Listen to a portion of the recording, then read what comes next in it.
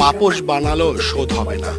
এই উক্তিটির মাধ্যমে আসলে আমরা এখানে যে দাঁড়িয়ে আছি, একটি মা, তিনি দীর্ঘদিন পর্যন্ত বাসার সামনে একটি খোপের ঘরে বসবাস করছেন। মা এই শব্দের পেছনে লুকিয়ে থাকে হাজারো ত্যাগ, সীমাহীন ভালোবাসা। কিন্তু এই পটুয়াখালীর এক কোণে দাঁড়িয়ে আজ আমি যা দেখছি তা যেন এই মা শব্দটিকে অপমান করে। এই জায়গাটি কোনো মুরগির বাসা নয়, এ যেন সমাজের বিবেকহীনতার প্রতিচ্ছবি। এখানে আশ্রয় নিয়েছে এই বৃদ্ধ মা লালবানু, একজন মা, একজন মানবী, যিনি একসময় বুকের দুধে সন্তানদের মানুষ করেছেন। আজ তিনি ঠাঁই পেয়েছেন ছোট্ট একটি মুরগির খোপে। 25 বছর আগে স্বামী চানখা মারা যান। এরপর সংসারে হাল ধরেন তিনি। অতি কষ্টে জীবনের সাথে সংগ্রাম করে, যুদ্ধ করে 2 ছেলে তিনি বড় করেছেন। তার ছেলের নাম মোস্তফা খা ও নাসির খা। তার হাত ধরে জীবনের শেষ ভরসা খুঁজছেন তিনি। কিন্তু বাস্তবতা বড় নিষ্ঠুর। আমরা এই যে পটুয়াখালী সদর উপজেলার যে লাউকাঠি যে নদীতে রয়েছে, এই নদীর পাশেই দীর্ঘ